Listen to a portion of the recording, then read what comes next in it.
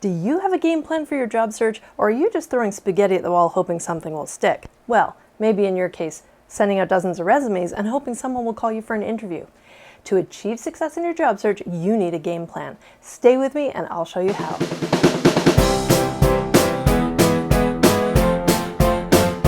Hi, I'm Stacey Davidson, founder and CEO of Virtual Job Search Coach, creator of the Power Up Your Job Search program, and on this channel I teach techniques and strategies to help you determine, pursue, and land your dream job.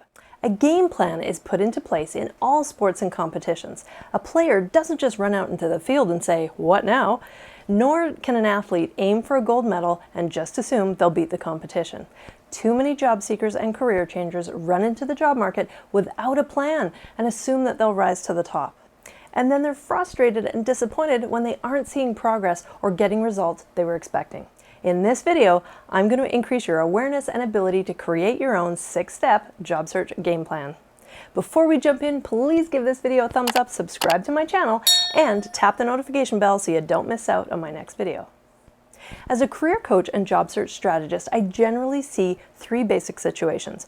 Number 1, you're unemployed and want to find a new job in the same or similar field of your expertise. Number 2, you're unemployed but want to change into a new field in which you have very little or no experience at all, but have some transferable skills and abilities. And number 3, you're employed but seek to change companies in the same field or change your career path into a new sector, and you're unsure if your expertise will transfer easily. A common factor I see in all types of job seeker situations looks like this. This is known as the open market. Current positions are visible and available through ads, employment agencies, and online job boards. 90% of job seekers use 1 or 2 of these and are competing against hundreds or thousands of people. These 3 represent less than 20% of job opportunities. One of the frustrations with the open market is there may be closing dates, little or no opportunity to get more information or talk to anyone in the hiring company. These methods can and should be used in your job search game plan, but use them for less than 20% of your time. 80 to 90% of your time and effort should focus on the hidden job market, which can be accessed through social media, informational interviews, direct contact with employers, networking, joining clubs and associations, and through volunteering. The hidden job market is influenced by these factors.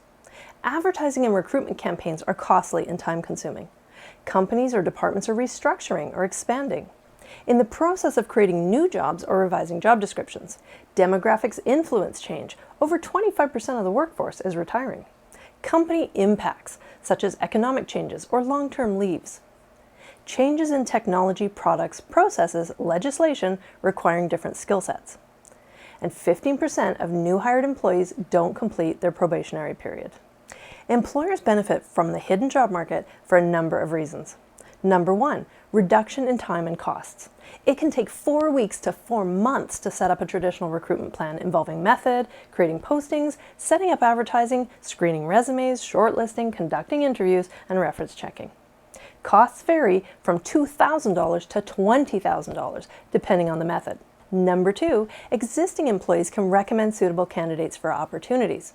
Number 3, people in an employer or hiring manager's network of contacts may recommend suitable candidates. Number 4, they only need to read a couple of resumes from hidden market applicants.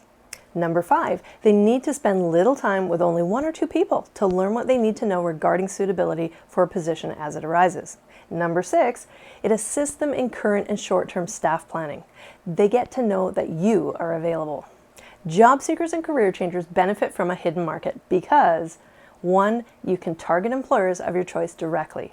2, you're not in competition for an advertised position. 3, you can ask a variety of questions to learn more about the organization. 4, you can ask people you connect with for advice on how to approach a decision maker or the HR department. This is where LinkedIn can be very valuable. 5, the conversation is generally more relaxed than a formal job interview. Number 6, the employer may quickly decide to hire you in order to save time and costs.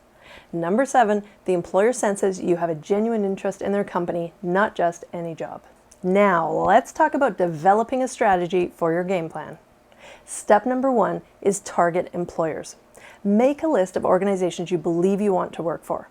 Use LinkedIn to locate people in your selected companies. You can also ask to be introduced to connections who may know someone in those companies. If you have other social media such as Facebook or Instagram, use it wisely and never make any negative comments about people, past employers, or organizations in general. It's also valuable to consider current trends, specific sector issues, and where government is focused on spending money. From newspaper articles, websites, trade magazines, and other resources, you can gather information and determine organizations you may want to add to your target list. Step number 2, begin to actively network. This is crucial and is a process you should consider lifelong as far as your career goes. Create categories of people currently in your network and prioritize. Start with close friends and relatives, people you do business with, contacts in clubs, associations, and teams you belong to, present and previous colleagues, other volunteers, and business associates you've met. Begin to converse with people on your list. If you're employed, recognize people you trust who can be discreet and confidential.